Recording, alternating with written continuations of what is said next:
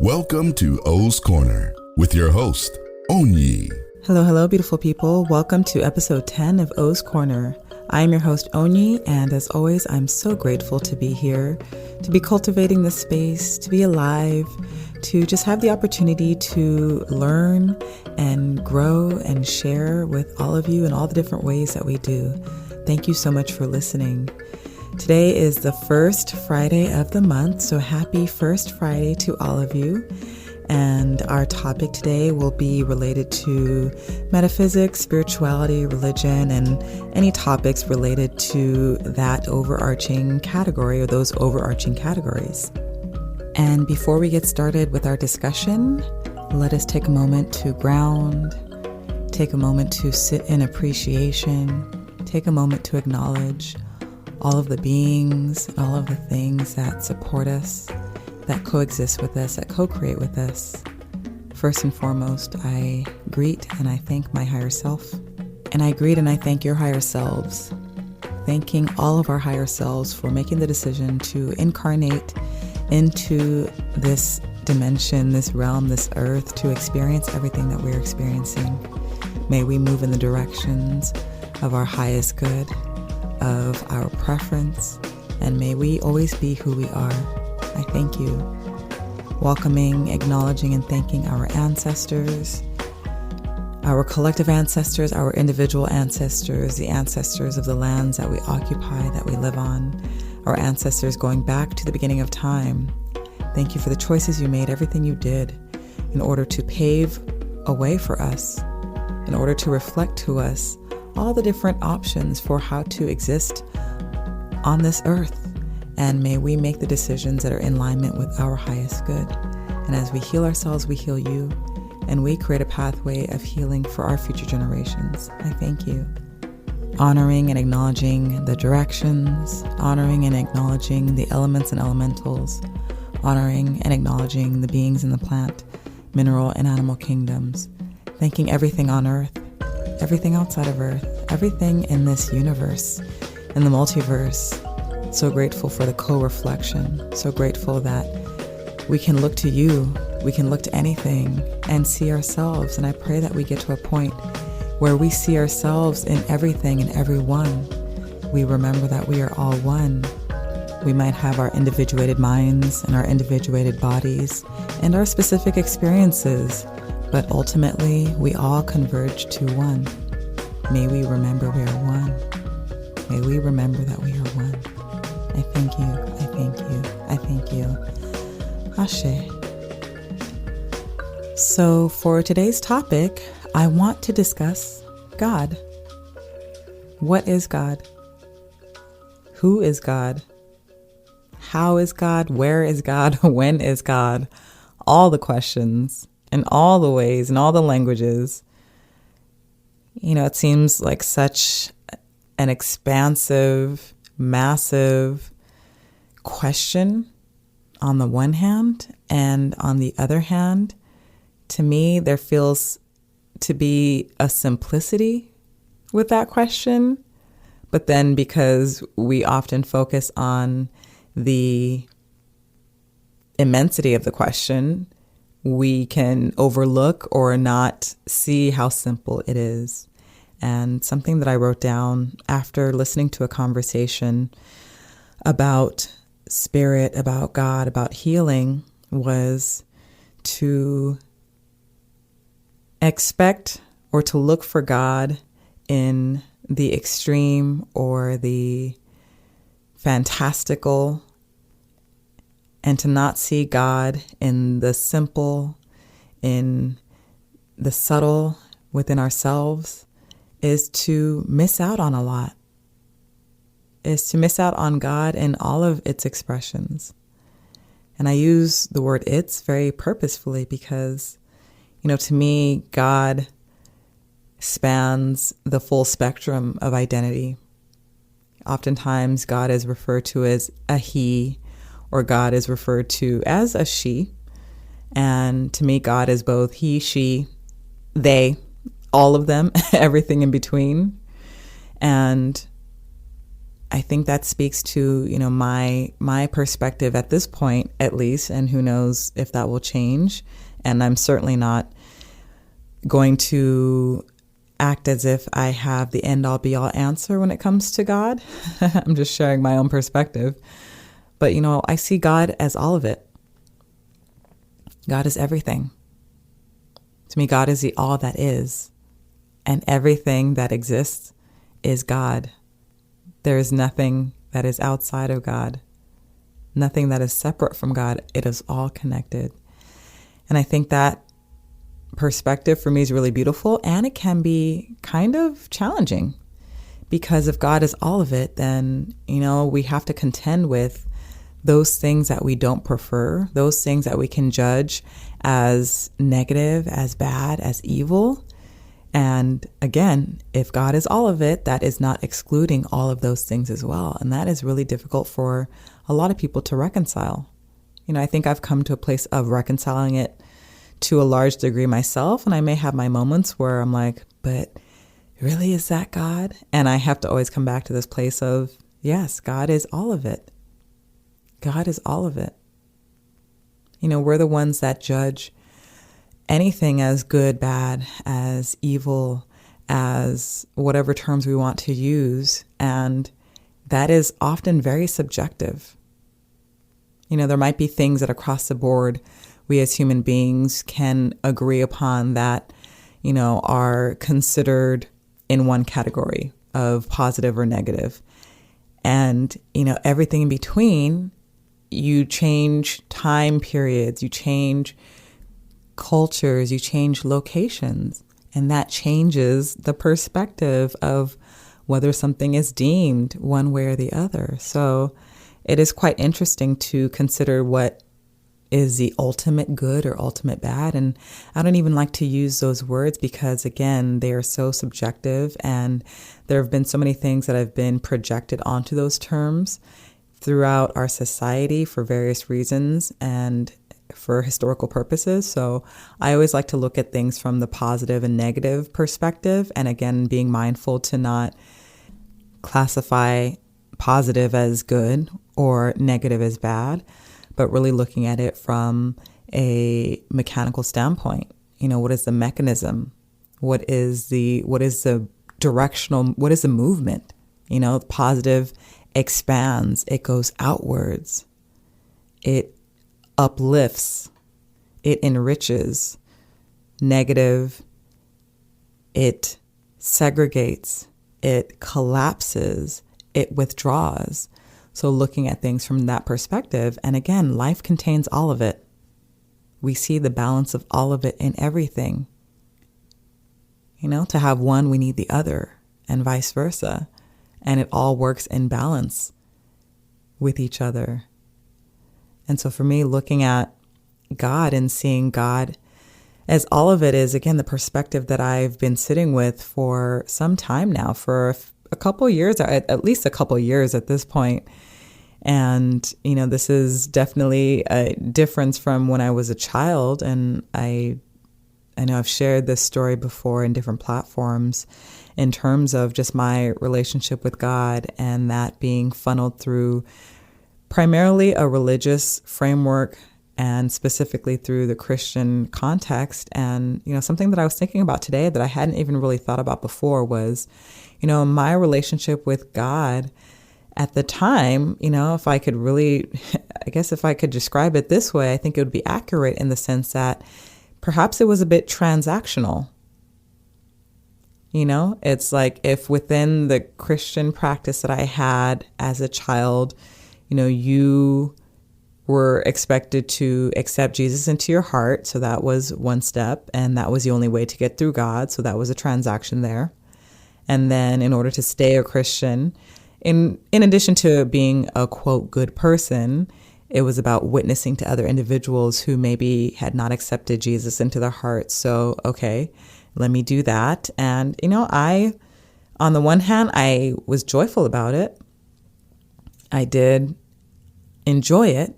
And then on the other hand, I consider the fear of, not being considered a good Christian, or the fear an anxiety of maybe other people going to hell, as the alternative to accepting Jesus into your heart, aka having a relationship with God. So again, the transactions of, witnessing to people, almost as if doing these things gave you points, and the more points that you racked up, then the stronger your relationship with God was. And by all means, I'm not saying that that is the way in which Christianity, for those who are practicing it from a place of integrity, from a place of joy and excitement, I don't imagine that that is the case. And I can sit in that recognition more fully now, being able to look at it from a neutral place. But looking at it from, the standpoint of when I was younger and not really understanding the tradition, but just doing what I was told to do, doing what I felt I needed to do in order to, again, avoid that punishment.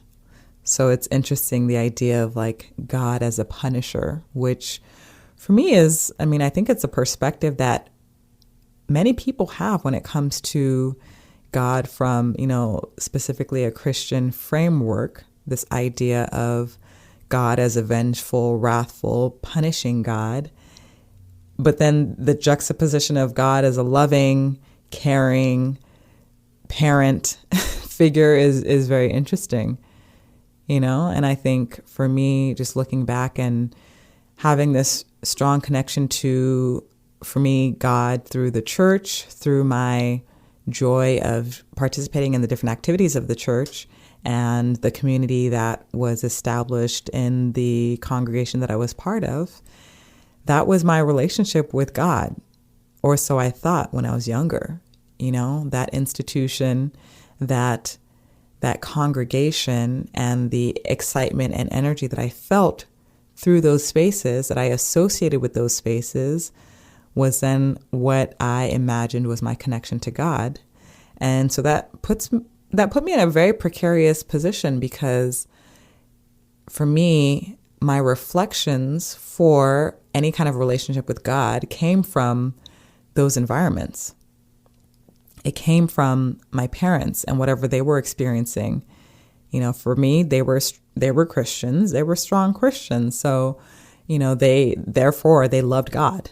And therefore, like God was on their side, and anything that occurred with them, if it was positive, it was like, thank God, God is looking out for us. God is helping us. And if it was negative, or if it was not preferred, then the question became, well, where's God? How come God is not helping? My parents are such strong Christians. We do X, Y, and Z. We go to church all the time. We witness to people. How come God is not helping us? Again, this idea of this transactional relationship.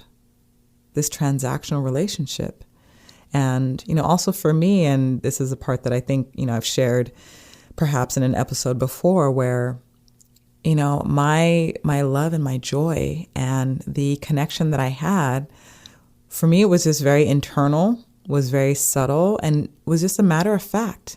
And it was good enough for me until the moment I began comparing my experiences to other people. When I would witness other people during altar calls, having these very emotional, visceral experiences where they were breaking down, where they were just having a very expressive experience. I was fascinated by that. But what I did was that, I flipped that around and turned it into this point of comparison, to where, because I was not having the experiences that they were having, I then planted this idea into my own consciousness that my relationship with God wasn't that strong. I was searching for this feeling to let me know that I had a connection with God. This feeling to let me know that I was, chosen, I was going to heaven, that I was a good person. And because other people were experiencing that in a way that I thought I wanted to, or that I should be, I immediately went into this place that something's wrong with me. I don't have a connection with God. So it's this interesting, like, tit for tat type of thing, Well, I love God. I have this relationship, so I should feel this way. I have this relationship, so, this stuff should be happening for us, or this stuff shouldn't be happening for us. And it's so interesting to come from that perspective as if, God is this very specific, tangible being outside of you, this person, this personification that you have a relationship with that does these things for you if you're a, quote, good person. And I'm actually so grateful that I've moved from that place into where I stand now. And it took a long time. I mean, it took, again, as a child, because I started to withdraw from God because I imagined I wasn't connected to God. And then I was looking at the experiences that my family was having and the challenges that were there, and praying all the time, having people pray for us as we were experiencing what we were experiencing, and the situation not getting any better and oftentimes getting worse. It was like, where is God? How come you're not taking care of this, God? How come things are so painful, God? We've been such great Christians. Why are you forsaking us, God? Again, because there was not this transaction of, let me do this for you, my good children. Then the idea was that, oh, you're not helping us. You've forgotten us. So if you've forgotten us, then why should I even do anything? Why should I even do anything? And I got to that point. In addition to seeing what I felt was just, hypocrisy and an exclusion and a negation of people that did not have the same belief systems. Like, to me, how could this loving God damn people to hell for not believing one set of tenets that they either never were exposed to or were different from what they were raised with? It just didn't seem to make sense for me. This conception of God it just became more foreign to me. And at some point, I just kind of walked away from all of it, specifically Christianity. And for me, walking away was probably the best thing that I did, because I needed to leave and shift that perspective, open myself up to other things to help me come to a recognition that God is all of it. That I was connected to God, that I am connected to God. Whether or not I felt the same things that other people were feeling, I was connected. I am connected. We are all connected. We are never not connected. We are never not connected. And it was so interesting, being introduced to the tradition that I practice now, Ifa, being introduced through music and dance and different aspects of culture in that sense. It reminded me of the different things that I loved when I was a child. And it was like, wow, okay, I'm experiencing this feeling right now, which is similar to the feelings that I had when I was a child, but through a different tradition, through a different conception of God. That is so interesting. Yet, had I maintained the beliefs that I had before, I would have deemed what I was learning as evil, as not God. And it's so interesting to me that we like to box spirituality, we like to box God up, put it in a box. We like to have ownership of God. We like to imagine that God is with us, but not with others. There's this competitiveness sometimes. This competitiveness, this ownership, this limiting. We're putting a limitation on God versus recognizing the expansiveness of God. Again, if God is all of it, it's expansive, which in turn helps us to be more expansive. When we look at God from a limited perspective, or we limit what and who and how God is, then the reflection of that is we limit ourselves. We limit ourselves, absolutely. Because if we consider the idea that, is within many traditions that, God created us God created, the earth and the heavens and all the things. So if we are looking at what is considered our creator from a limited perspective, then limitation can only create limitation. So then that means we are limited as well. It's a trip, right? Limitation creates limitation, whereas expansiveness can only create expansiveness. All it knows is expansiveness. So what comes from it is expansive. And in my perspective, we are all pieces of God.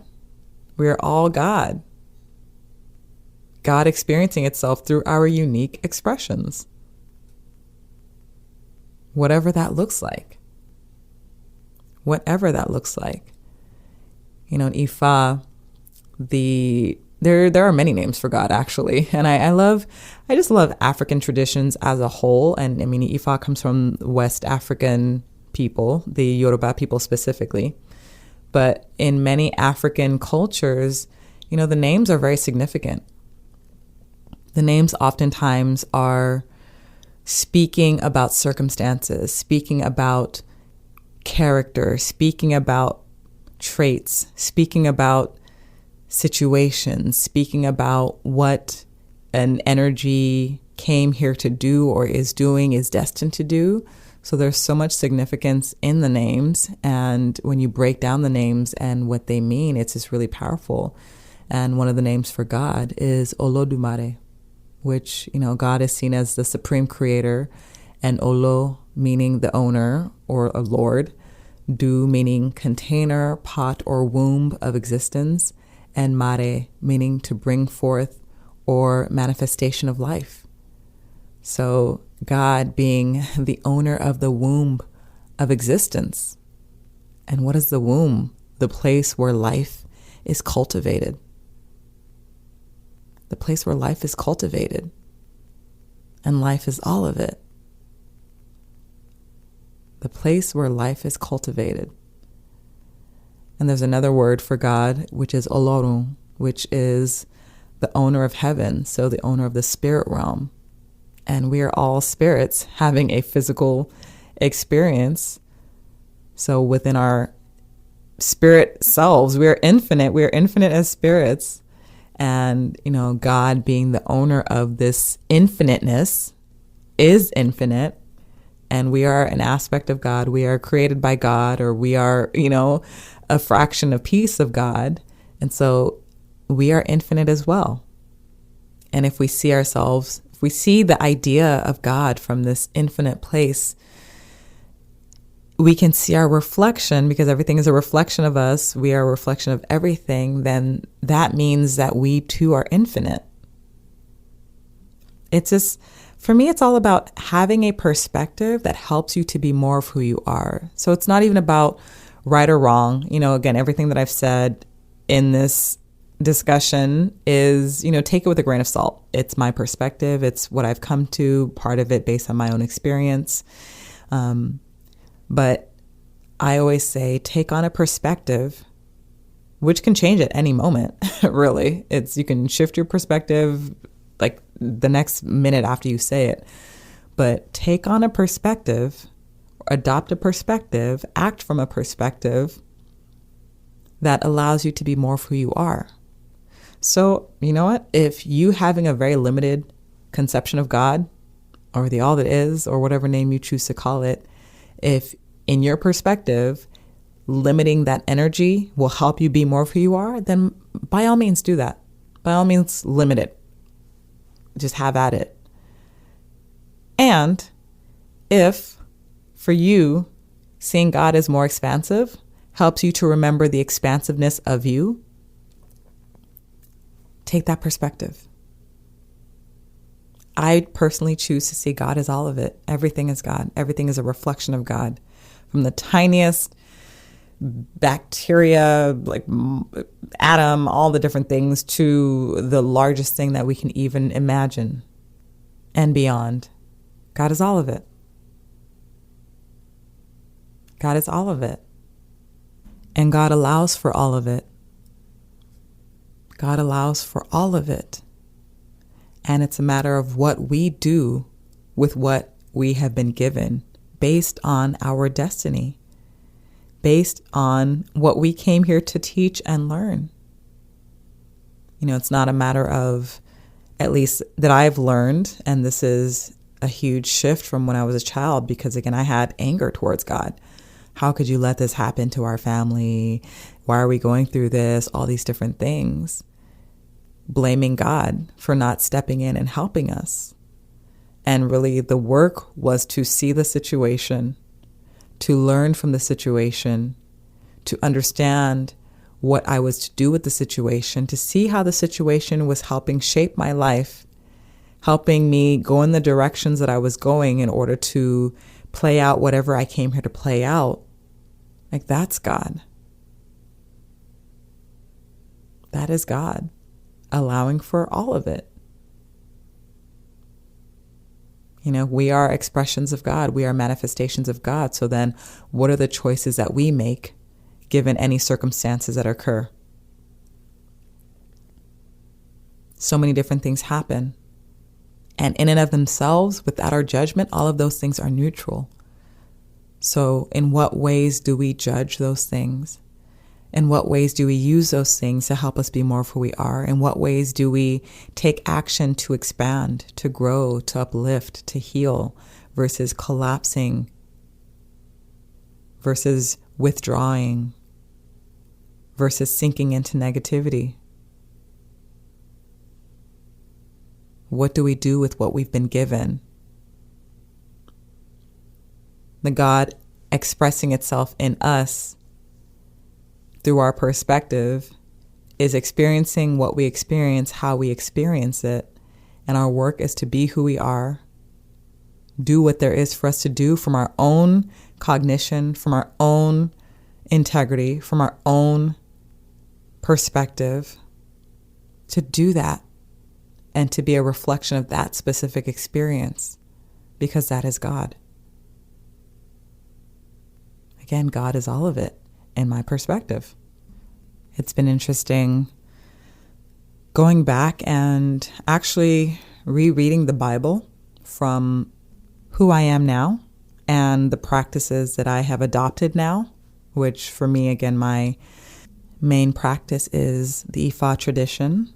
And outside of that, I'm drawn to so many different things, metaphysical, spiritual, all the different things. I've definitely explored a lot and will continue to explore a lot. But I do have my grounding in this ancestral practice that is part of my lineage. And as I'd mentioned before, I took a step away from Christianity some time ago. And it was the best thing that I could have done for myself, because it allowed me to open up in so many different ways. And I'm sure there's another version of me that is super very Christian, because I believe in the multidimensionality of life. And there are versions of us that are living out different lives than us simultaneously. So there is that version of me. But in this version, I did actually start studying the Bible again for a period of time. And that was interesting to really read the text from my perspective now, to have, again, the perspective that God is all of it, and also the perspective that there are messages in everything. And rather than reading that text from a place of, and I must do this in order to be saved, I must do this in order to be seen as a good Christian, as a good person, reading it from the perspective of, okay, what are the messages within this specific text overall, within this specific phrase, within this specific verse? What messages are there for me? What can I glean from it? In what ways does it align with what I believe or what my perspective is in this moment? In what ways is it showing me something that is helping me in this situation right now, which is how I can look at everything, actually, no matter what it is, no matter who it's coming from. Because I'm in such a place of openness, I've been able to have a different level of appreciation for it. A completely different level of appreciation for it. I've been able to have a completely different level of appreciation for Jesus, for Yeshua, for the lessons that he brought to humanity, for what he reflected as he is or as he was, and how that reflection has either been used for positive and expansion and integration, or how it's been used, or the misunderstanding of it has been used for negative. I see more clearly because I've opened and have taken on a more expansive view of God. My view of God, again, like I said, what perspective can you take on that helps you to be more of who you are? And for me, the expansiveness of God helps me to be more of who I am, because it allows me to see that anything and everything around me can expand me. Everything and anything around me is a reflection of God. Anything and everything around me is a tool, is a messenger, is helping me to make whatever decisions that I need to make in order to be more at peace and more in my joy. And for me, that is such a beautiful place to be in. I can't imagine maintaining a perspective of God, of myself, that causes me to restrict myself in ways that don't bring joy, that causes me to not be who I truly am, that causes me to not trust life, that causes me to not trust or know the connectiveness that I have, that I'm connected to everything and everyone. I can't even imagine, no matter what tradition that is, I cannot imagine in this place that I am now having that perspective. So I'm really appreciative of every situation that I've gone through, all the ups and downs, all the questioning, all the frustration, all the anger at God. I'm so grateful for all of it. I needed to go through all of it in order to come to this place now of seeing God as all of it, to see God as me, to see myself as expansive, to see that I'm always connected. I'm never not connected. To see that things that are negative that happen in my life, or that are not preferred, I should say, that happen in my life are not because God is not with me, but they happen because I co-create them. I co-create them as the portion of God that I am. And I use them to learn and to grow and expand. God is always expanding. Existence is always expanding. I am always expanding. And to box myself, to box God, to box the all that is, or to try to do it, you can't even do it really. To try to do it is to go against the flow of existence, to go against the flow of life, to go against the flow of God, of the all that is, the universe, the multiverse, whatever name we want to call it. So I'm so grateful for every single experience, for all the questions, for all the reflections. And I'm continuing to learn and grow. And I look forward to discussions with many more people regarding God, what God is. I think once I start having guests on the podcast for that episode, for the first Friday of the month, that will be one of my questions. Probably the first question or the last question. I'm not even sure. Like, who and what is God to you? And see how people respond, because I'm so fascinated and I'm curious. And again, we are all pieces of the puzzle. All of our perspectives are valid. All of our perspectives are worthy. And it's through learning about each person's perspective that we can continue to chip away at what isn't us, so that we are more of who we are and continue to grow and expand. So, yay. Thank you for listening. Thank you to everything. Thank you to the all that is. Thank you to God. Thank you to Olodumare, to Olorun. Thank you to all the names that we know, that we have, and to all the names that we don't have. Just to everything. The complexity, the simplicity. Thank you. thanking our ancestors, thanking the directions, thanking the elements and elementals, thanking the beings in the plant, mineral, and animal kingdoms, thanking everything on earth, everything outside of earth, for this co-creation, this co-reflection, this coexistence. We are all one, experiencing ourselves as many, but we are all one. We are all in this together, and I'm grateful to be in this together with all of you. I thank you. I thank you. I thank you. Ashe. Thank you so much for joining me. This is O's Corner, and until next time, be well. You've been listening to O's Corner with your host, ONYI. Want to know more about ONYI? Log on to onyi.love. That's ONYI.love. Thanks for listening.